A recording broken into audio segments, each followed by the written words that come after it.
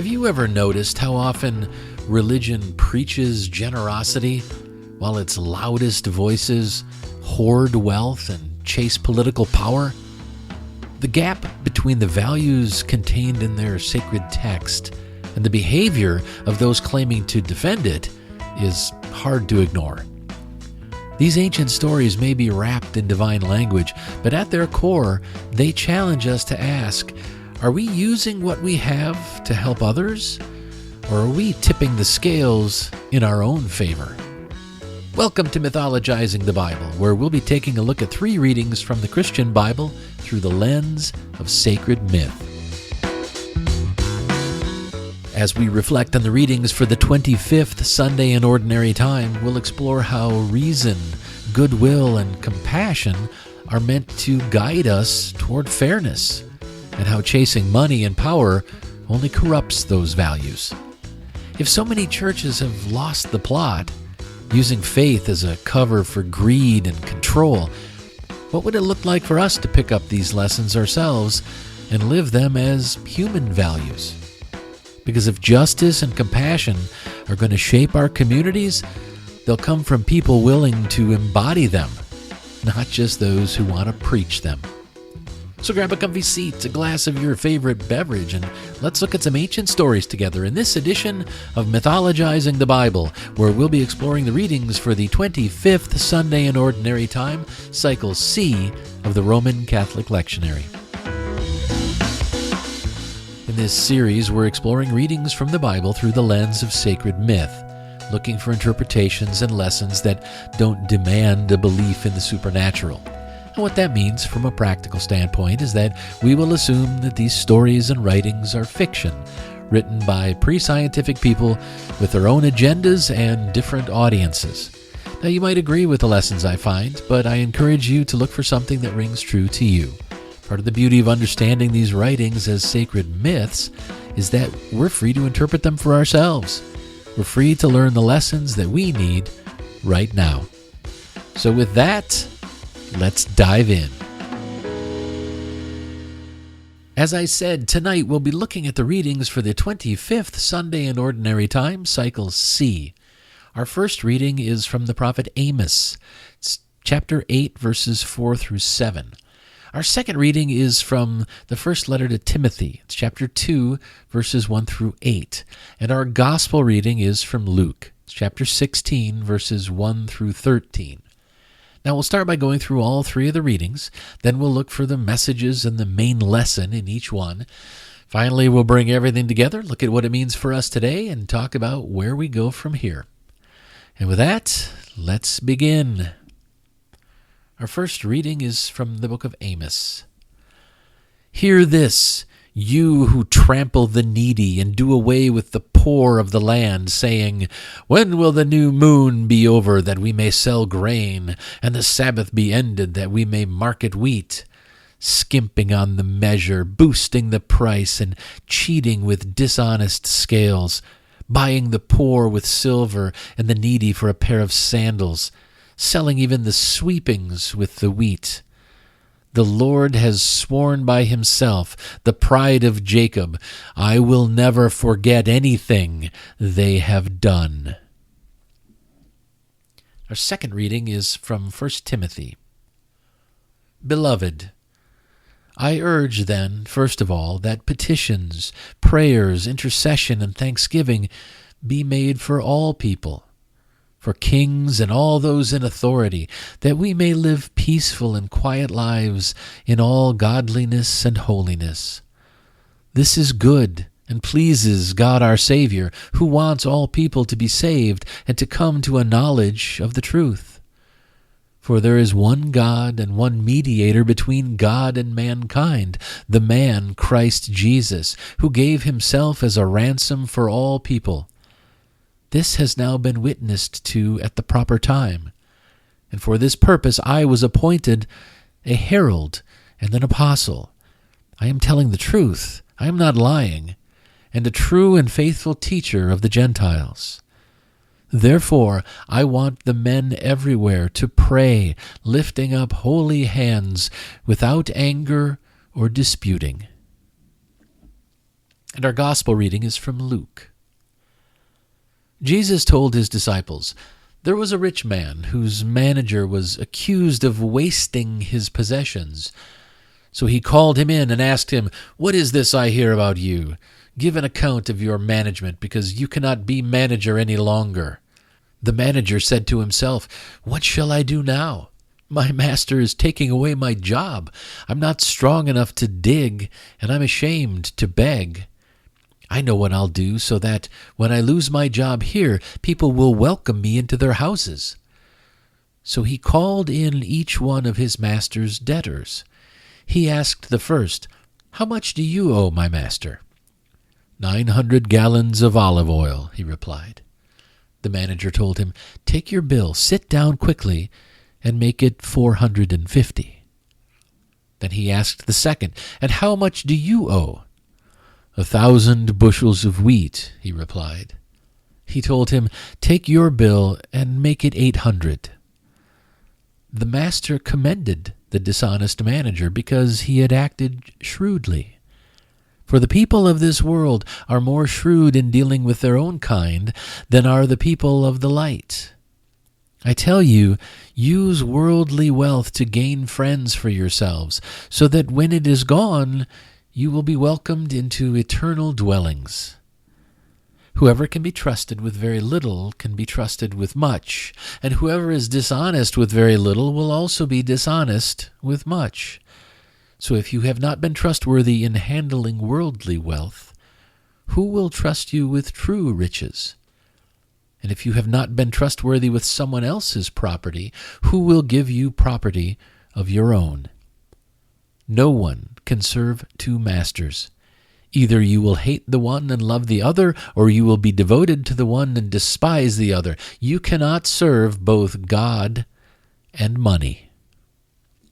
All right, so let's go back and take a critical look at these readings and see what learnings and lessons we can find if we dig around just a little bit.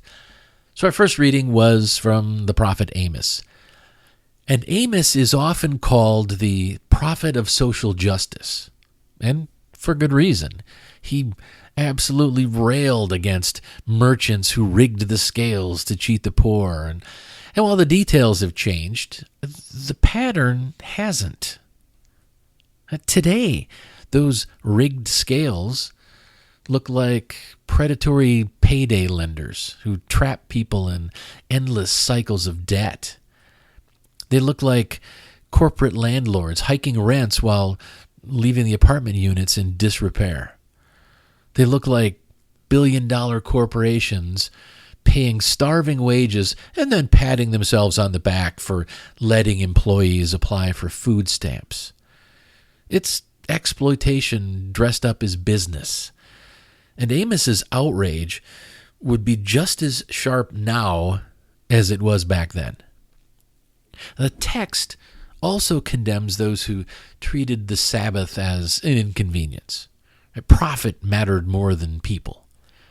That might sound quaint to us. Oh, keep holy the Sabbath. But it's still happening, just with different labels.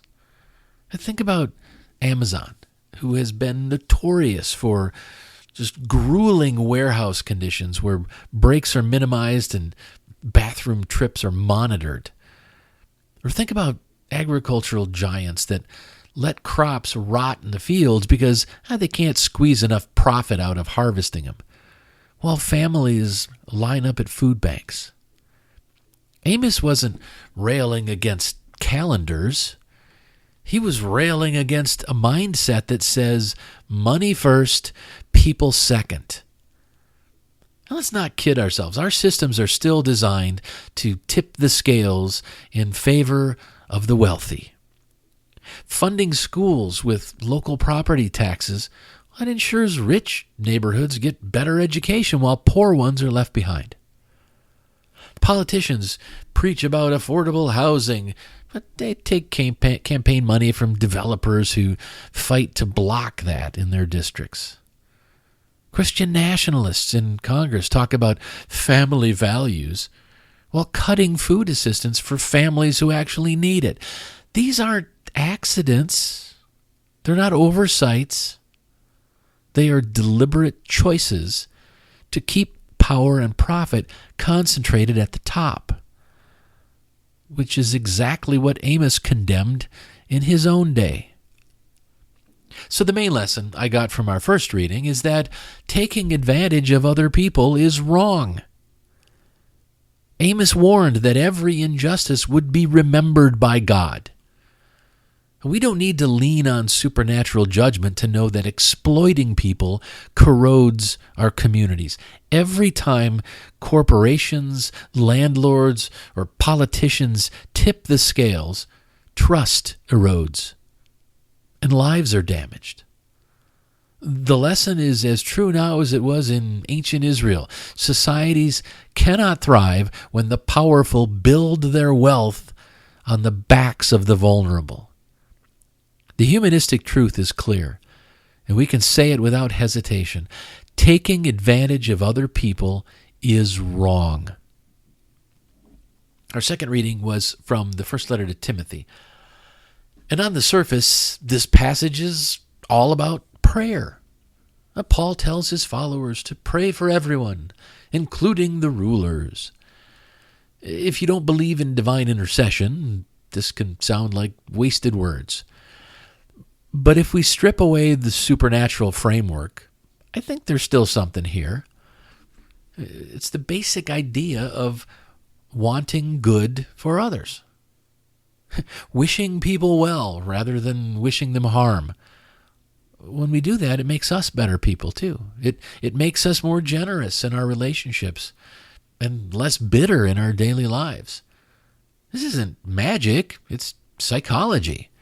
Choosing kindness fosters positivity in us, and that spills out into how we treat everyone else. What's striking is the historical context. When this was written, Christians weren't praying for their leaders to be wise or compassionate. They were praying for peace because they didn't want to be persecuted. They weren't asking God to give Caesar family values. They were just hoping to be left alone. Compare that to Christians today. Evangelicals and Christian nationalists constantly pray for political leaders, but not in the spirit of peace that Paul was talking about. They're praying for dominance, for their leaders to force their narrow interpretations of Scripture onto everyone else. Just look at the Seven Mountains Mandate, an explicit plan for Christians to seize control over government, media, education, business, and more. That's not prayer for peace. That's a power grab dressed up like piety. So here's the irony. Paul was saying, keep your head down, wish everyone well, and maybe we can live peacefully. Modern Christian nationalism has flipped that on its head. They're not content to live in peace. They want to control. They want to control who we can love, what we can learn, how we can vote, and even what kind of medical care we can access. If they actually followed the humanistic lesson of this passage, wanting the best for others, regardless of whether those others agree with them, well, their faith might actually foster positivity instead of resentment. But since they've lost the plot, it's up to humanists, atheists, and anyone with a commitment to basic decency to carry forward the real message. Wish others well and work for peace, not for control. Anyway, the main lesson I got from our second reading is that wanting the best for others fosters positivity. That this passage isn't about divine intervention. It's about human intention. When we want good for others, it shapes us into better neighbors, better co-workers, better community members. That's how peace is built. Not through power, not through domination. Peace is built through goodwill. And in a time when too many people of faith are praying for control instead of peace, the rest of us have to hold on to this lesson. Wanting the best for others fosters positivity. Okay, our final reading was from the Gospel of Luke.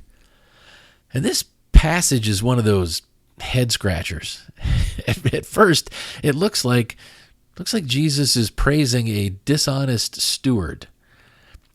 But look, when you dig into the economics of the time, it starts to make a little more sense. The steward in this story was likely a slave who managed his master's estate. And like many people in that role, he made his own cut on the side. So when his job was threatened, he used what he'd built up to reduce the debts of others. In other words, he used his resources not to hoard wealth, but to create goodwill. He used the side jobs, the side cut that he had taken to help people and to make sure his master wasn't cheated in the process. The point isn't that dishonesty pays off. The point is that generosity builds something more lasting. Now, the kicker is the warning at the end. You can't serve two masters. Now, in the reading, it's you can't serve both God and money. Strip away the religious framing, and the humanistic lesson is pretty clear. Money can't be the thing that rules our lives. Earn it, sure. Use it wisely, absolutely.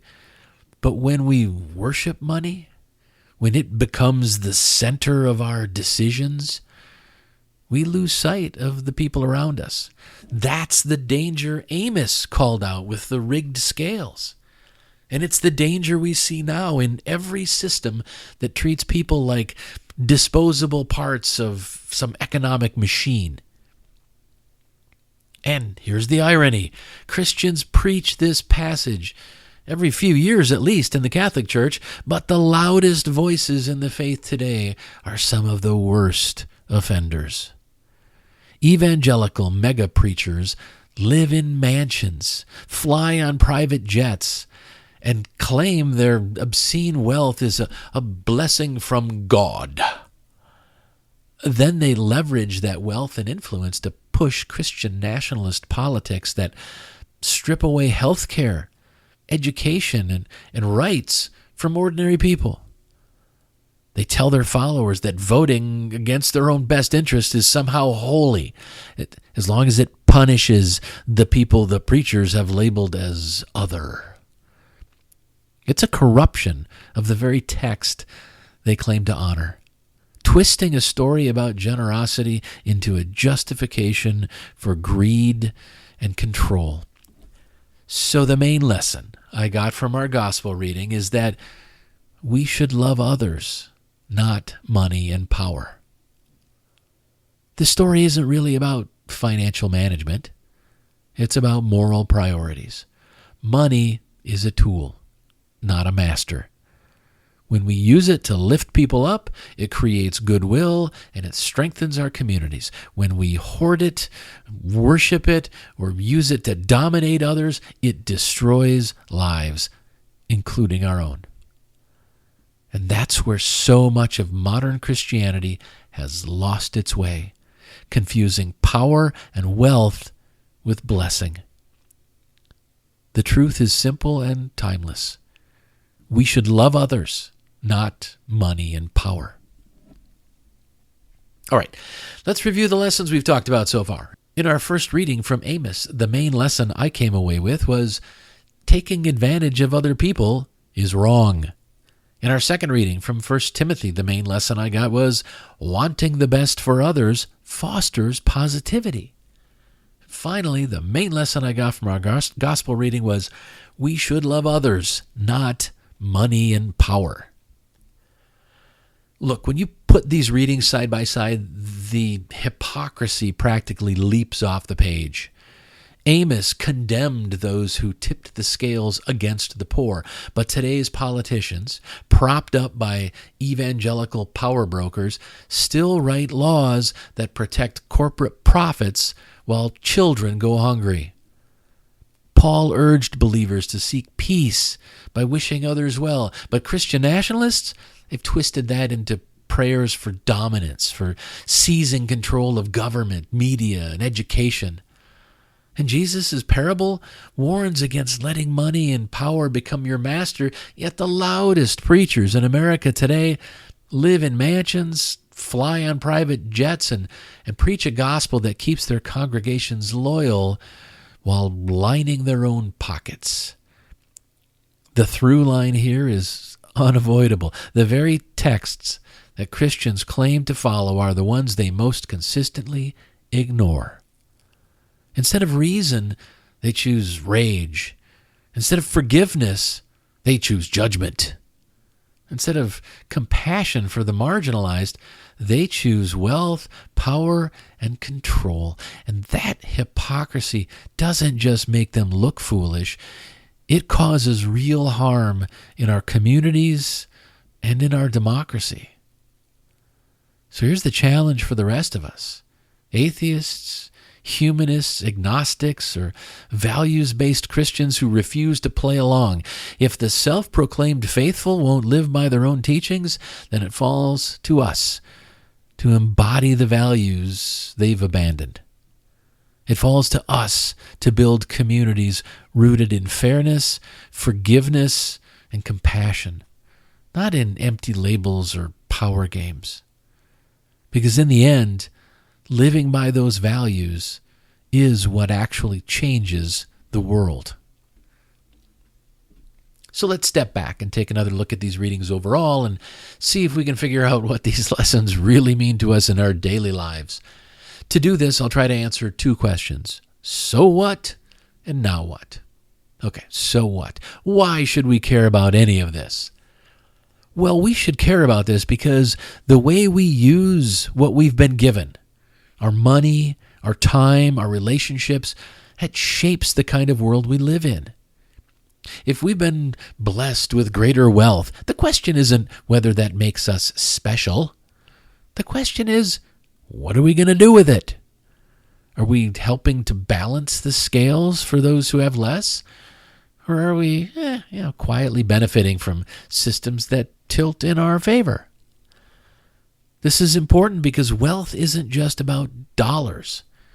It's also about the goodwill we've built as family members, friends, neighbors, co-workers. If people trust us, if they know we care about them, that's a kind of wealth too. And it can be used to encourage fairness, justice, and compassion in the circles we move in. Influence doesn't have to be flashy to matter. We should care because history remembers how we've stewarded what we have. Even if there's no divine scorekeeper, the legacy of our choices, how we treated people, how we shared, how we stood up for fairness, that the legacy of our choices lives on in our communities and in the people we touch. Looking the other way when injustice benefits us, it might feel convenient in the short term, but it can erode trust and it can weaken the bonds that hold us together. This is important because when all is said and done, it's almost impossible to take advantage of someone if you genuinely want the best for them. When we choose love over money and power, when we stay positive and focus on lifting others up, we not only build stronger communities, we also live fuller, more meaningful lives ourselves. And the last question I try to answer is, now what? What are we supposed to do? Where do we go from here? Well, one of the big takeaways in this episode, I hope, is that wealth isn't just about money. It's also about goodwill and influence and the trust we build in our everyday lives. The real question isn't whether we've been given enough. It's whether we're making good use of whatever we have. So with that in mind, here's your question for the week. How are you using the wealth you have to help balance the scales for others? How are you using the wealth you have? Whether it's financial resources, goodwill, or influence, how are you using the wealth you have to help balance the scales for others? The question matters because it pushes us to be intentional. It's easy to think of wealth only in terms of dollars and stocks and bank accounts, but the truth is we all have some kind of capital. Maybe it's money, maybe it's time, maybe it's the respect of people who trust us. When I was younger, I didn't have much money, but I was able to make time to volunteer. When I was in college, I was a volunteer with our high school youth ministry program. I spent lots of time mentoring teens every week, giving talks, leading discussions, planning activities, and helping many of them through some very difficult times. Later, when I was a parent and my boys were old enough to join Cub Scouts, I still didn't have much money, so I made the time to be the scoutmaster and help form a new Cub Scout pack at their school. When we were doing better financially, we started sponsoring children in developing countries, helping to pay for school tuition and supplies, and sometimes our donations helped feed them and their families. Today, we still sponsor 3 children, donate regularly to a number of other causes, and I spend many hours each week trying to share good, positive values online with anyone who will listen. Whether it's money, time, influence, ideas, I'm going to keep doing whatever I can with those resources to promote fairness and equity and to help others do the same. When we stop to consider how we're using our resources, we can see opportunities we might otherwise miss. Opportunities to correct injustices, to support someone who's struggling, or to make sure fairness has a voice in conversations where it usually doesn't. So here's the question again. How are you using the wealth you have, whether it's financial resources, goodwill, or influence, to help balance the scales for others? Answering this question honestly is about more than helping others. It's about shaping the kind of life you want to lead.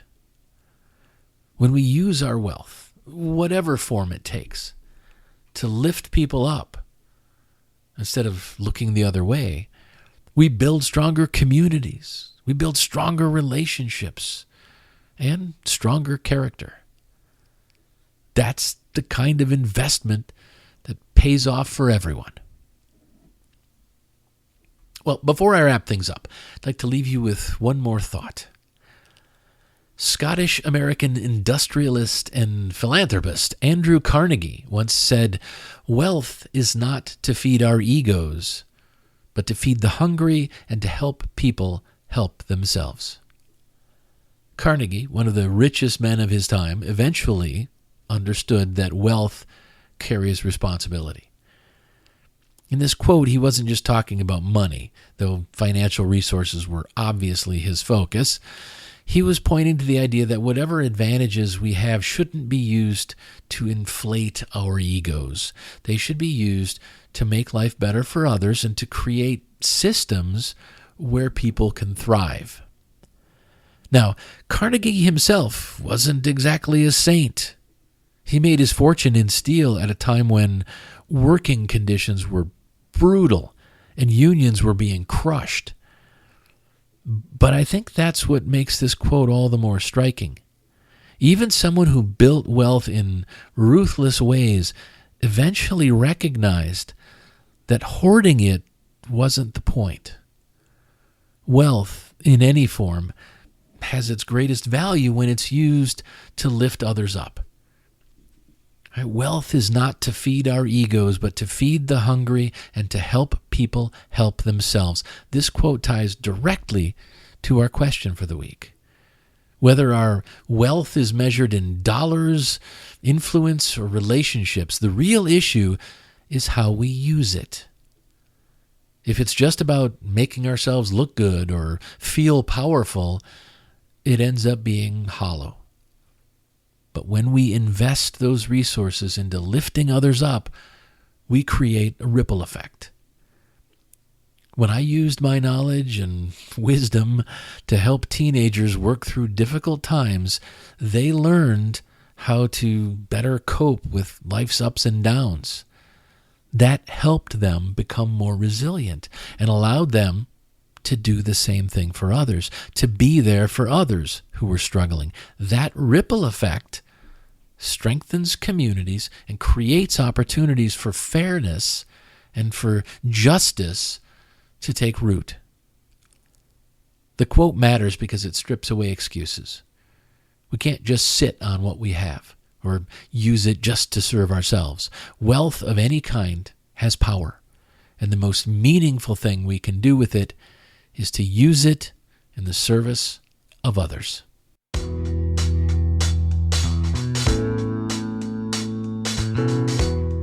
All right, we've come to the end of this episode. Thanks for joining me. I'll be back again next week. But in the meantime, I encourage you to engage with our question for the week and pay attention to the important lessons you come across wherever you find them. You'll create a more purposeful and joyful life, and you'll start to feel more connected to the world and the people around you. I hope you enjoyed this episode of Mythologizing the Bible as we did a deeper dive into the readings for the 25th Sunday in Ordinary Time, Cycle C of the Roman Catholic Lectionary. Remember that doing whatever we can to build communities rooted in fairness, forgiveness, and compassion is what actually changes the world. The Bible readings used for this episode are from the Holy Bible, New International Version, NIV. Copyright 1973, 1978, 1984, and 2011 by Biblica Inc. Used by permission, all rights reserved worldwide. Thank you for listening. If you like this content, please consider telling a friend about it. The more people who hear the positive messages I'm sharing, the better. Mythologizing the Bible is a live-streamed series held most Thursdays at 9 p.m. Eastern Time on twitch.tv/thecodaproject. Every week, the audio of these Mythologizing the Bible presentations is released as a podcast. You can find both the podcast and the video versions of the presentations at thecodaproject.com. CODA stands for Creating Our Divine Alignment. When we learn to align our words and actions with our core values, that alignment feels absolutely exquisite. It feels divine. But it's a divine alignment that doesn't require belief in the supernatural. It's a divine alignment we have the ability to create for ourselves. To learn more, to subscribe to my mailing list, and to keep up on everything I'm doing with the Coda Project, please visit thecodaproject.com.